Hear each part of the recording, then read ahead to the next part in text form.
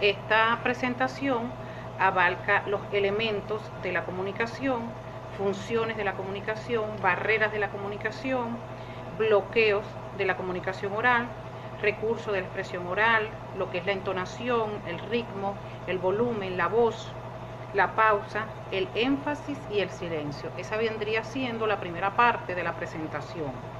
La segunda parte consiste en la comunicación no verbal. Esta va a embarcar la expresión corporal, uso del espacio físico, la escucha activa, modo escénico, poder mental y oratoria, estructuras de las presentaciones orales y el proceso de planificación integral.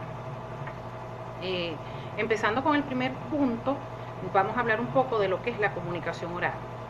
Es aquella que se establece entre dos o más personas, tiene como medio la transmisión del aire y como código un idioma.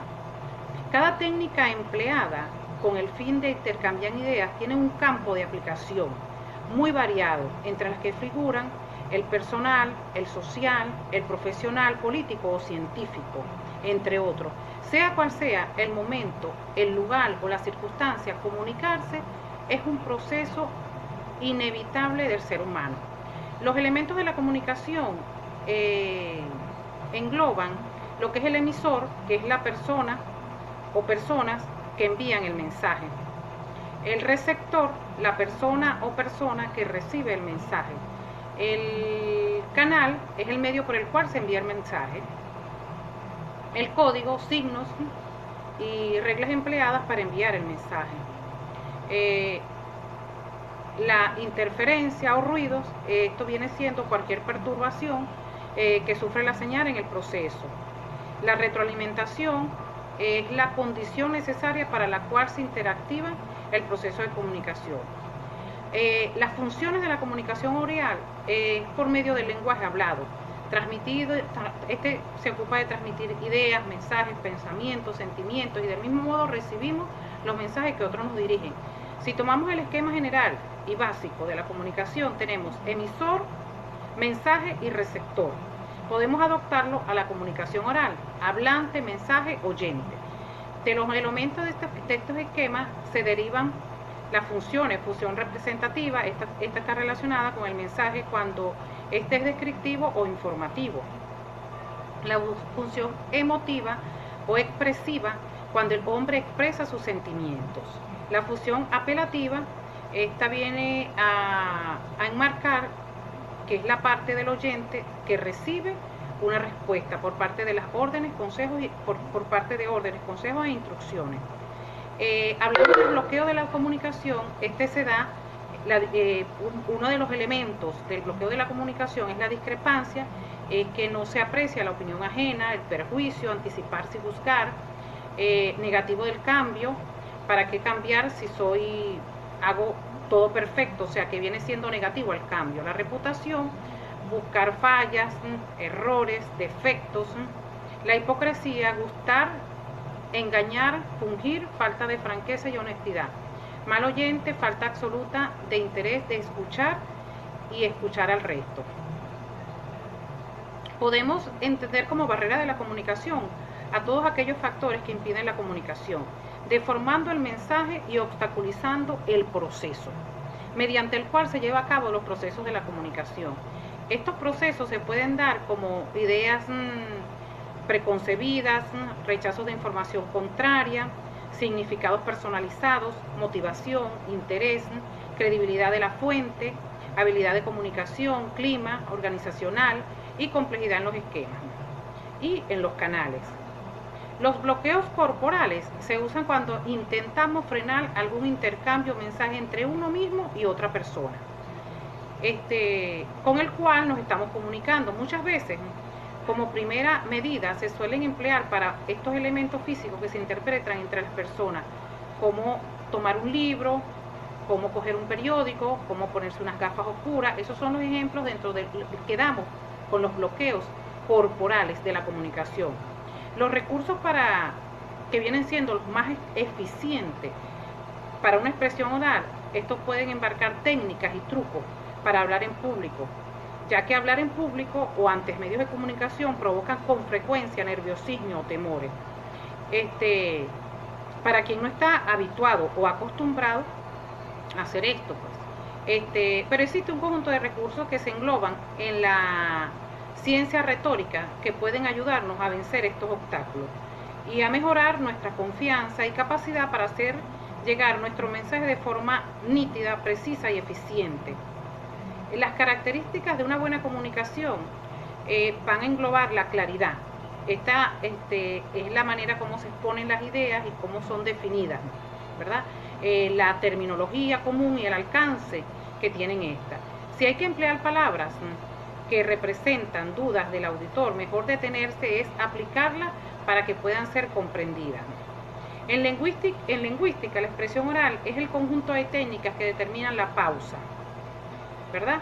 Entre los aspectos que deben observarse con mucha atención tenemos la voz, que es la imagen auditiva, tiene un gran impacto en el auditorio. La dicción, el hablante debe tener un buen dominio del idioma. La estructura del mensaje es forzoso, planear con anterioridad lo que se va a decir. La fluidez, utilizar las palabras de forma continua. El volumen representa mucho porque viene siendo la intensidad de la voz. El ritmo, la armonía, la acentuación, la claridad, expresarse de forma precisa y certera. La coherencia que deben de llevar el mensaje, o sea, no es que vamos, si hacemos una presentación y no tenemos una buena coherencia, una buena conexión con el tema, vamos a quedar todos, como quien dice, totalmente desubicados pues, del tema que estamos tratando. La emotividad de proyectar sentimientos, órdenes de idea, las pausas en el silencio, eso es muy importante, son elementos constitutivos del ritmo y del lenguaje oral. En los discursos políticos es el discurso didáctico, en los informes de telediario, por ejemplo, la distribución de las pausas y gestión de los silencios desempeña un rol fundamental en la creación de efectos retóricos. En nuestro caso, tenemos que cultivar esta cualidad en la oratoria, pues así mejorará la comunicación con los demás y su eficiencia en el Ministerio del Campo. La pronunciación con énfasis. Las palabras que realmente quieren que sean entendidas deben de tener una buena pronunciación con un buen énfasis. También pueden utilizarse pausas en un lenguaje con un movimiento de cuerpo cuya comunicación de hecho es también un tipo de comunicación. Vamos a hablar ahora de la comunicación no verbal. Este es un tipo de lenguaje corporal que los seres humanos utilizan para transmitir mensajes en la mayoría. La comunicación no verbal ve más allá de las palabras y por eso motivo es que se transmite en mayor medida los verdaderos sentimientos o estado interior de la persona. Dentro de la comunicación no verbal está la expresión corporal y la comunicación dentro de esta es tradicionalmente definido como el proceso mediante el cual se puede transmitir información donde se requiere del emisor, un receptor y un mensaje. En el proceso de comunicación, el emisor da una información y la canaliza hacia el receptor a través de un medio. Una vez recibido el mensaje, el receptor lo decodifica y proporciona la respuesta. La comunicación implica la transmisión de una determinada información donde aparecen muchos elementos que se expresan a través del cuerpo, las emociones que presentan de cada uno del ser humano, el papel que juega es fundamental en un desarrollo de la manera en que se relaciona con la sociedad o se interpreta en el sentido. El espacio físico para una comunicación no verbal es sumamente importante, ya que este espacio físico que nos rodea es cómo nos desplazamos en él, la ubicación de las personas de acuerdo a su liderazgo, posición social, etc.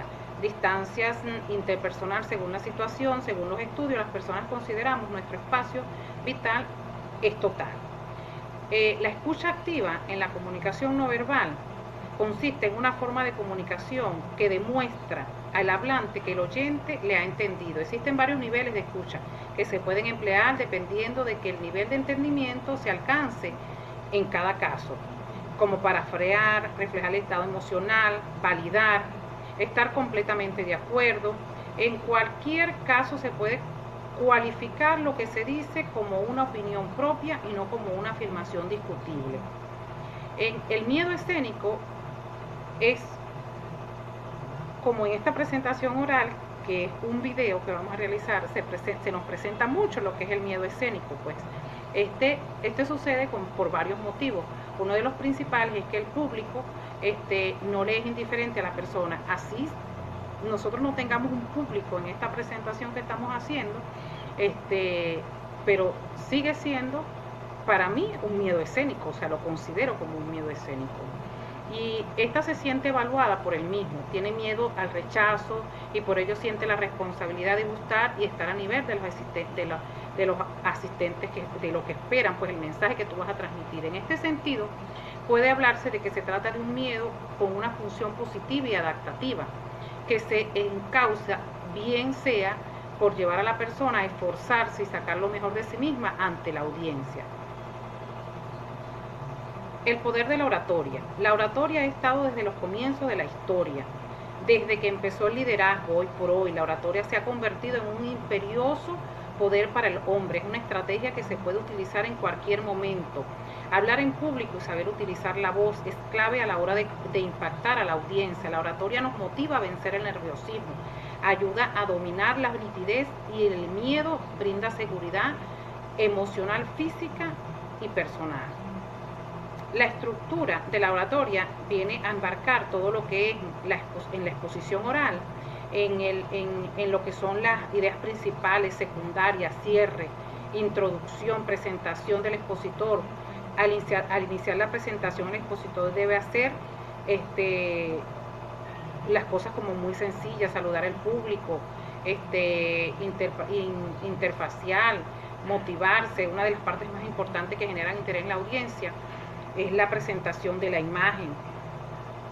Tenemos la planificación integral, que es un proceso de colaboración, de integración humana, y es el trabajo en conjunto que se lleva a cabo gracias a la participación de todos los individuos involucrados en una organización. Con esta parte de la planificación integral, damos por concluida esta presentación, donde les hablé un poco sobre el proceso de la comunicación oral y sobre la comunicación no verbal. Estas son herramientas que nosotros podemos proyectar y que tenemos que tomar en cuenta en todos los ámbitos de nuestra vida, tanto en lo laboral como en lo social. Es necesario para desarrollarnos como profesionales, ser colaboradores, progresar socialmente. El planteamiento integral, para concluir, es la visión común de una comunidad de lo que quiere ser en un futuro el ser humano.